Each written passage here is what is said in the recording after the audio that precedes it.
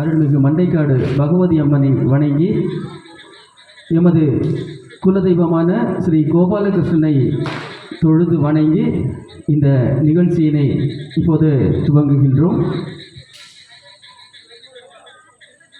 இந்த மண்ணில் பெருமைக்குரிய குமரிபாலன் அவர்கள் வாழ்ந்துள்ளார்கள். இந்த தேசத்திற்காகவும் பண்பாட்டிற்காகவும் பக்திக்காகவும் தன் உயிரை மாய்த்து கொண்ட குமரிபாலன் அவர்களது மண்ணிலே வந்து இந்த நிகழ்ச்சிக்கு எனக்கு வாய்ப்பினை வழங்கிய ஸ்ரீகிருஷ்ணா இளைஞர் மன்றம் அவர்களுக்கு எங்களது சார்பில் நன்றியினை தெரிவித்துக் கொள்கிறோம். இந்த நிகழ்ச்சியினை 27 வருடங்களாக தொடர்ந்து நல்ல முறையில் நடத்தி கொண்டிருக்கின்ற ஸ்ரீகிருஷ்ணா இளைஞர் இயக்கம் பிரம்மபுரம், அதன் தலைவர் டி விகேஷ் அவர்கள், துணைத் தலைவர் வி சிவகுமார், பொருளாளர் கே ஈஸ்வரபிரசாத், துணை பொருளாளர் எம் விவேக், செயலாளர் ஆர் பிரதீஷ், துணை செயலாளர் எஸ் கார்த்திக் மற்றும் ஆலோசகர்கள் K J Sureshkumar, V Harikumar, M Velampillai அவர்களுக்கும் எங்களது நன்றியினை தெரிவித்துக் கொள்கிறோம். இன்னைக்கு தீபாவளி எல்லாருமே கொண்டாடி இருப்போம், அப்படி தானே? தீபாவளி பண்டிகை முடிய போகுது. 2 நாள் முன்னாடியே அதுக்குள்ளான ஏற்பாடுகள் எல்லாம் செஞ்சுருப்போம். ஷாப்பிங் போகிறது, என்னென்ன பண்ணணும் எல்லாமே பண்ணியிருப்போம். நான் ஆக்சுவலாக துபாயிலேருந்து 2 நாள் முன்னாடி தான் வந்தேன். சாட்டர்டே நைட்டு ஒரு 9:30-10 மணி இருக்கும். நாமெல்லாம் எப்படி கொண்டாடுறோமோ கொஞ்சம் டிஃப்ரெண்ட்டாக நிறைய பேரை பார்த்தேன். வரக்கூடிய வழியில் தக்கலையில் வச்சு கொஞ்சம் பேரை பார்த்தேன். 4 காலில் அன்றைக்கே நடக்க ஆரம்பிச்சிட்டாங்க. சனிக்கிழமை நைட்டே நடக்க ஆரம்பிச்சிட்டாங்க. அப்போது நிறைய பேர் தீபாவளி அப்படின்னாலே என்ன நினைக்கிறாங்க அப்படின்னா, கையில் ஒரு பாட்டில், அப்புறமா ஒரு நாள் முன்னாடி ஆடு மாடு ஏதாவது வாங்கணும், மூக்கு முட்டை வெட்டணும். காலையில் எப்போ எந்திரிக்கிறாங்கன்னு அவங்களுக்கே தெரியாது. எந்திரிச்சா பட்டாசு ஃபுல்லாக வெடிக்கணும், திருப்பியும் அது ரிப்பீட் ஆகும். அப்படி ஒரு 2-3 நாள் கண்டினியூஸாக நடக்கும். அவ்வளோதான் அவங்களோட தீபாவளி. ஆனால் தீபாவளி எதற்காக கொண்டாடுகிறோம் அப்படின்னா எல்லாருக்குமே தெரியும், அப்படி தானே? நரகாசுரனை ஸ்ரீகிருஷ்ணர் வதம் செய்த நாளை நம்ம தீபாவளின்னு கொண்டாடுறோம். அது சவுத் இந்தியாவில் இருந்தாலும் வட இந்தியாவில் எதற்காக கொண்டாடுறாங்க அப்படின்னா, ராவணனை ராமன் வதம் செய்து அயோத்திக்கு திரும்பும் போது மக்கள் எல்லாருமே அகல் விளக்க அவங்களோட அந்த தெருக்களில் வச்சு ராமனை வரவேற்ற தினம் இன்று. அதனால் வட இந்தியாவில் அந்த மாதிரி தீபாவளி கொண்டாடுறாங்க. இன்றைக்கும் அவங்க அகல் விளக்கு வீட்டில் ஏற்றி வச்சு கொண்டாடுறாங்க. அதே மாதிரி நாமும் இந்த தீப ஒளி திருநாளை வீடு முழுவதும் தீபங்களால் அலங்கரித்து இந்த பண்டிகையை கொண்டாடுறோம். இப்போ இந்த தீபாவளி பண்டிகை எல்லாருமே குடும்பத்தோடு தான் கொண்டாடிட்டு இருக்கோம். ஆனால் இங்கே பிரம்மபுரத்தில் பார்த்தீங்க அப்படின்னா நம்ம ஊர் மக்கள் அனைவரும் சேர்ந்து இந்த தீபாவளியை கொண்டாடலாம் அப்படின்னு 27 வருஷமாக இந்த பண்டிகையை நடத்திட்டு இருக்காங்க. அதோடைய பொறுப்பாளர்களுக்கு மேலும் எனது நன்றியினை தெரிவித்துக் கொள்கிறோம்.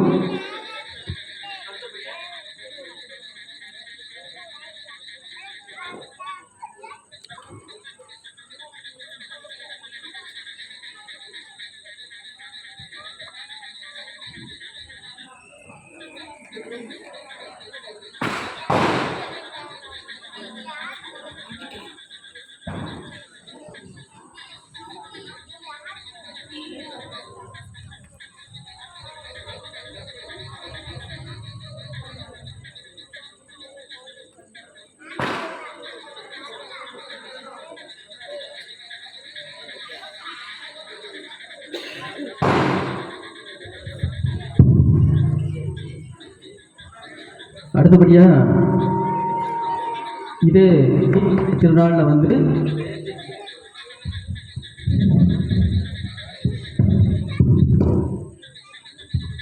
நேற்றைய தினம் அயோத்தியில் 2 உலக சாதனை படைச்சிருக்காங்க, வேர்ல்ட் ரெக்கார்டு.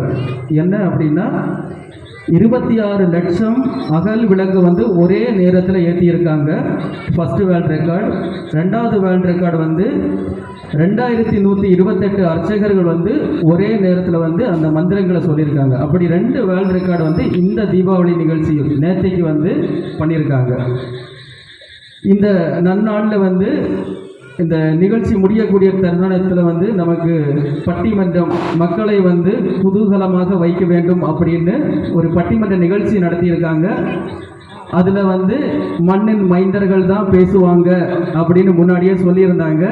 எனக்கும் வந்து தகவல் கொடுத்துருந்தாங்க, இந்த மாதிரி நீங்கள் வரணும் அப்படின்னு சொல்லியிருந்தாங்க. ஸோ அதன் அடிப்படையில் வந்து நம்ம இந்த பட்டிமன்றம் தொடங்க போகிறோம். பட்டிமன்றத்துக்கு தலைப்பு வந்து ஒரு அருமையான தலைப்பு செலக்ட் பண்ணியிருக்காங்க. பக்தியிலும் பண்பாட்டிலும் சிறந்தவர்கள் ஆண்களா அல்லது பெண்களா அப்படிங்கிற ஒரு நல்ல தலைப்பில் வந்து இன்னைக்கு நம்ம வாதாட போகிறோம். மொத்தம் 10 பேர் இருக்காங்க. இந்த பக்கம் இருக்கக்கூடியவங்க ஆண்களே அப்படின்னு பேசுகிறாங்க.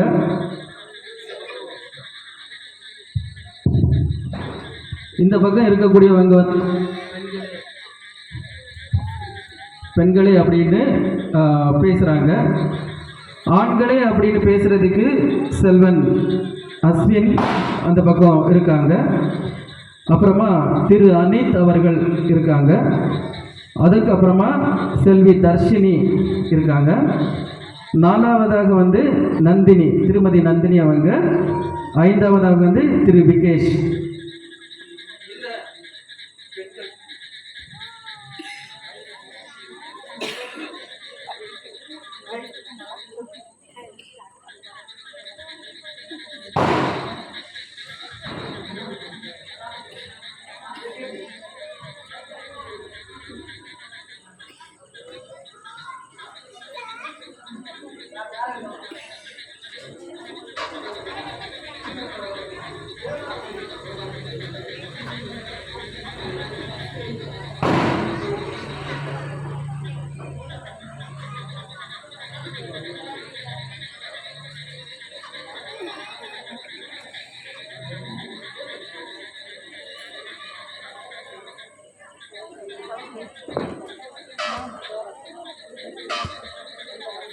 எடுத்து போடுமா?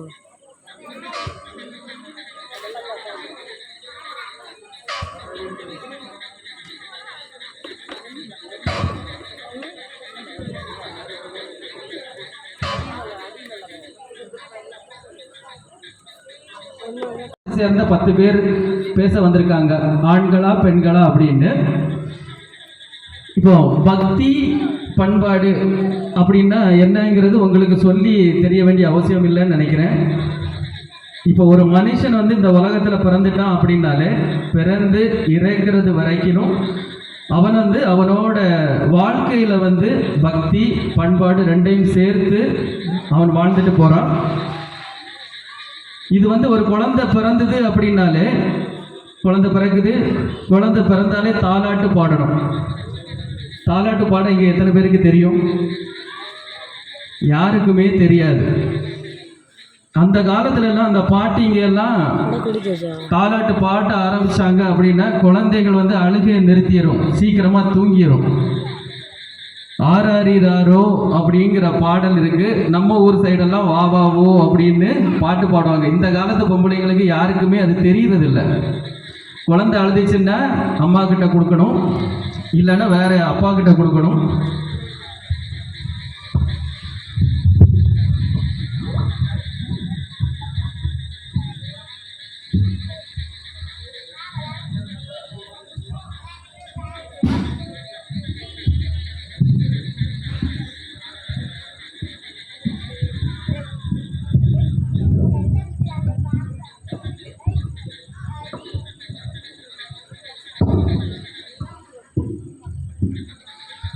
அது மாதிரி குழந்தைகள் பிறந்ததுலேருந்து தாலாட்டு பாடுறதுலேருந்து குழந்தைக்கு அதுக்கப்புறமா காது குத்துவாங்க, அப்படி தானே? அதுவும் ஒரு சடங்கு தான், நம்மளுடைய பண்பாடு தான். காது குத்துறது, நூல் கட்டுறது, மொட்டை அடிக்கிறது, இதெல்லாம் எதுக்கு பண்ணுறோம் அப்படின்னே தெரியாது. பெண் குழந்தை பிறந்துடுச்சா, 1 வருஷம் ஆயிடுச்சா காதை குத்திடணும், 1 வருஷம் கரெக்டாக ஆகுதா நூலை கட்டிடணும், அது ஏதோ நம்ம முன்னோர்கள் வந்து பண்ணினாங்க, அதனால நாங்களும் பண்ணுறோங்கிற மாதிரி தான் எல்லாருமே பண்ணிகிட்டு இருக்காங்க. பட் எல்லாத்துக்குமே ஒரு காரணம் இருக்குது. எதுக்காக காது குத்துறோம்? கம்மல் போடலாம், அதுக்கு மேலே இன்னும் மேலே மேலே நிறைய ஓட்டை போட்டு நிறைய விதமான கம்மல்கள் போடலாம் அப்படின்னு தான் காது குத்துறாங்களே தவிர அதோட உண்மையான அர்த்தம் என்னங்கிறது வந்து யாருக்கும் தெரிய மாட்டேங்குது. எதுக்காக காது குத்துறோம் அப்படின்னா முதல் காரணம் வந்து என்ன அப்படிங்கிறது, காதை வந்து யாராவது பார்த்தீங்கன்னா ஓ அப்படிங்கிற வடிவத்தில் இருக்கும். அப்படி தானே இருக்குது, ஓங்கிற மாதிரி.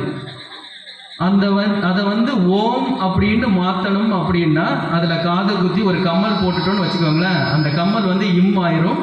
இப்போ நிறைய இந்த அர்ச்சகர்கள் எல்லாம் பார்த்துருப்பீங்க, யாகம் வளர்க்கும் போது வந்து அப்பப்போ வந்து காதை பிடிச்சிக்குவாங்க. எதுக்குன்னு தெரியாது. ஏன் அப்படின்னா ஓம்னு சொல்கிறதுக்கு பதிலாக நீங்கள் உங்கள் காதை பிடிச்சிட்டாலே ஓம் சொன்ன மாதிரி அர்த்தம். ஸோ அதுக்காக தான் காது குத்துறாங்க. பெண்கள் மட்டும்தான் காது குத்தணுங்கிற அவசியம் இல்லை, ஆண்களும் காது குத்தலாம். இப்போ இந்த காலத்து பசங்களும் காது குத்துறாங்க, ஒத்த காதில் குத்திக்கிட்டு அதில் என்ன போடுறாங்கன்னு அவங்களுக்கும் தெரியாது, அதுக்கு என்ன பேருன்னு தெரியாது, எதுக்கு போடுறாங்கன்னே தெரியாது. காதை குத்திக்கிட்டு அப்படி பைக்கில் அங்கே இங்கே 2-3 ரவுண்டு, அது அவங்களுக்கு தான் தெரியும் எதுக்கு போகிறாங்கன்னு. போட்டவங்களாம் நல்லா சிரிச்சிட்டு இருக்காங்க. அது மாதிரி மொட்டை அடிக்கிறது, அதுக்கும் நிறைய காரணங்கள் இருக்கிறது. தலையில் வந்து பிறந்த குழந்தைக்கு தலையில் வந்து மாசின்னு ஒரு லேயர் இருக்கும். மொட்டை அடித்தா ஃபஸ்ட்டு மொட்டை அடிக்கும் போது தான் அது போகும். நம்ம ஊர் வழக்கப்படி 1 வருஷத்துக்கு ஒரு தடவை முதல்ல அடிப்போம்.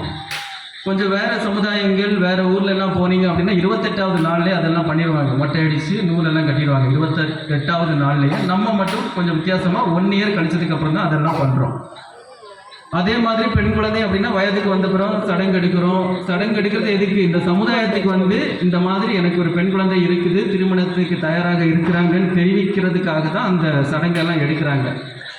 அதுக்கப்புறம் ஒரு படி போயாச்சுன்னா திருமணம், கால் நாட்டுறது எதுக்கு? கால் நாட்டுனதுக்கு அப்புறமா சொந்தக்காரங்கெல்லாம் வீட்டில் வந்து அந்த திருமணத்தை வந்து நடத்தி கொடுக்கணுங்கிறதுக்காக தான் அந்த இது பண்ணுறாங்க. இப்போ எல்லாம் எங்கே நடக்குது? எல்லாம் ஈவெண்ட் மேனேஜ்மெண்ட்டு. இன்விடேஷன் அடிக்கிறதுல இருந்து திருமணத்தை நடத்தி கொடுக்கறது வரைக்கும் ஈவெண்ட் மேனேஜ்மெண்ட் கம்பெனி தான் பண்ணுது. இந்த மாதிரி தான் ஒரு கல்யாணத்துக்கு போனால் வாசலில் ஒரு பொண்ணுல இப்படியே வச்சுட்டு கை மேலேக்கிட்டே வச்சுக்கிட்டே இருக்குது. அதுக்கு வேலையே அதுதான். வர்றவங்களெல்லாம் வரவேற்கணும். நார்மலாக என்ன பண்ணணும், நம்ம வீட்டில் உள்ள சொந்தக்காரங்க யாரெல்லாம் வந்திருக்காங்கன்னு பார்த்து அவங்க வரவேற்றாதான் அது நல்லது. இப்போ என்ன நடக்குது? யாருன்னே தெரியாது. இன்விடேஷன் கொடுக்க போகிறவங்க யாருன்னு தெரியாது, திருமணத்தில் வரவேற்கிறவங்க யாருன்னு தெரியாது, சமையல் பரிமாறுறவங்க யாருன்னே தெரியாது. திருமணம் மட்டும் முடிஞ்சிடும் கரெக்டான நேரத்தில். இந்த மாதிரி இப்போ ஒரு இறந்த வீடு அப்படின்னா கூட இறந்த வீட்டில் அழுறதுக்கு ஆள் இல்லை. இறந்தா மொத அவங்க ஆள் தேடுறது வந்து அழுறதுக்கு ஆள் வேணும், ஒப்பாரி வைக்க ஆள் வேணும். எங்கே இருப்பாங்களா? நம்ம ஊரில் இருப்பாங்களா? பக்கத்து ஊரில் இருப்பாங்களா? அதுக்கு தான் இப்போ கஷ்டமாக இருக்குது. அதெல்லாம் வீட்டில் உள்ளவங்க பண்ண வேண்டியது. இப்போ ஒருத்தங்க இறந்துட்டாங்க அப்படின்னா அவங்க சொந்தக்காரங்க தான் அதை பண்ணணுமே. அவங்களுடைய இரத்த பந்தம் மட்டும்தான் அதை பண்ணணும். அது மாதிரி இப்போ நம்ம ஊர் சைடெல்லாம் நம்ம அடக்குவோம், அப்படி தானே? அடக்கும்போது 10 நாள் அது அப்படி தான் இருக்கணும். இப்போ என்ன பண்ணுறாங்க, இன்னைக்கு கிடைக்கிச்சுன்னா நாளைக்கே அஸ்தி எடுத்து கரைச்சிடுறது. அதுக்கு சம்பிரதாயங்கள் இருக்குது. 10 நாள், அதாவது ஒரு ஆள் இறந்துட்டாங்க அப்படின்னா 16 நாள் வந்து அவங்களுடைய உயிர் வந்து இந்த பக்கத்தில் ஆன்மா வந்து உங்கள் ஊரை சுற்றி அந்த வீடை சுற்றியும் தான் இருக்கும். அது வந்து சரியாக சொர்க்கத்திலோ மேலே லோகத்தில் போகணும் அப்படின்னா 10 நாள் அது அப்படியே தான் இருக்கணும். வீட்டில் உள்ளவங்க வந்து அதை எந்த ஒரு நல்ல விஷயங்கள் எதுவும் பண்ண மாட்டாங்க. தீட்டு அப்படின்னுவாங்க 16 நாள். ஏன்னா இறந்தவங்க அங்கே இருக்கிறதுனால அவங்க வந்து கோயிலுக்கோ எங்கேயுமே போகக்கூடாது. அதுக்கப்புறமா தான் நீங்கள் போய்க்கலாம். இந்த மாதிரி நிறைய பண்பாடுகள் நம்ம ஊரில் இருக்குது, நம்மக்கிட்ட இருக்குது. ஆனால் யாரெல்லாம் கடைபிடிக்கிறாங்கங்கிறது தான் நம்ம இன்னும் பார்க்கணும். இதே மாதிரி காலையில் எந்திரிச்சாச்சு, காலையில் ஒரு நாள் தொடங்குது அப்படின்னா முடிகிறது வரைக்கும் நிறைய பண்பாடுகள் இருக்குது. நம்ம செய்யக்கூடிய ஒவ்வொரு வேலைகளுமே வந்து நம்ம பண்பாடு பக்தியில் தான் இருக்கணும். காலையில் பிரம்ம முகூர்த்தத்தில் எந்திக்கணும் அப்படின்னு இருக்குது. பிரம்ம முகூர்த்தம்னா என்ன, யாருக்காவது தெரியுமா? தெரியும். 3 மணிலேருந்து 4:30 மணி வரைக்கும் பிரம்ம முகூர்த்தம். அதை கேட்டிருக்கோம், எந்திரிச்சதும் கிடையாது, 4:30 மணியாக பார்த்ததும் கிடையாது அப்படிங்கிறாங்க. முன்னாடி நான் வந்து சின்ன குழந்தையா இருக்கும்போது நல்ல ஞாபகம் இருக்குது. அலாரம்லாம் கிடையாது. நான் சின்ன வயசில் இருக்கும்போது வீட்டில் கிளாக்கே இருக்காது. ஃபஸ்ட்டு அலாரம் கிளாக்கு அப்படின்னாலே என்ன அப்படின்னா கோயில்களில் வந்து கௌசல்யா சுப்ரஜான்னு ஒரு சுப்ரபாதம் போடுவாங்க. இன்னைக்கு எத்தனை பேருக்கு தெரியும்? அப்படி ஒரு சுப்ரபாதம் இருக்குன்னே கேட்பாங்க. கௌசல்யா சுப்ரஜா ராமபூர்வா சந்தியா பிரவர்த்ததே உத்திஷ்டலரசாதுல கந்தவ்யம் தெய்வமான்மிகம் உத்திஷ்டோ உத்திஷ்ட கோவிந்த உத்திஷ்ட கருடத்வஜ உத்திஷ்ட கமலா காந்த திரௌலோக்யம் மங்களம் குரு. எத்தனை பேர் இதை கேட்டிருப்போம்? நம்ம அம்மாக்களுக்கெல்லாம் முன்னாடி அலாரம் கிளாக்கே கிடையாது. இந்த சாங்கை கேட்டுட்டாங்க அப்படின்னா எந்திரிச்சிருவாங்க. எந்திரிச்சு குளிக்க போயிடுவாங்க. பசங்களையும் சேர்த்தே இழுத்துட்டு போவாங்க. குளிப்பாட்டி பசங்களை படிக்க வச்சுருவாங்க. இவங்க வந்து குளித்த பிறகு தான் ஒரு நாள் கிச்சனுக்குள்ளேயே போவாங்க, அடுக்கலைக்குள்ளே போவாங்க. நம்ம அப்படி இல்லை. எந்திரிச்சா முதல்ல போய் நிற்கிறது அடுப்பு முன்னாடி. அடுப்பும் ஒரு தெய்வம் தான். அது எத்தனை பேருக்கு தெரியுமோ தெரியாது. அப்போ ஒரு தெய்வத்துக்கு முன்னாடி போகும்போது நாம் எப்படி போகணும்? சுத்தமாக போகணும். அப்படி போகிறோமா? அதுவும் கிடையாது. அதுக்கப்புறமா தீபம் ஏற்றணும், குழந்தைங்களுக்கு சமைக்கணும். அதே மாதிரி ஈவினிங் நம்ம என்ன வேலைகள் பண்ணினாலுமே, அதாவது குளித்தாலும் சரி, சாப்பிட்டாலும் சரி, எந்திரிச்சாலும் சரி, தூங்கினாலும் சரி, எல்லாத்துக்கும் மந்திரம் இருக்குது. எத்தனை பேர் அதை பின்பற்றோம்? அதுவும் தெரியாது. அதே மாதிரி சாயங்காலம் சந்தியா நாமம் சொல்லணும். 6 மணி, அதாவது சூரியன் மறையக்கூடிய நேரத்தில் வந்து நம்ம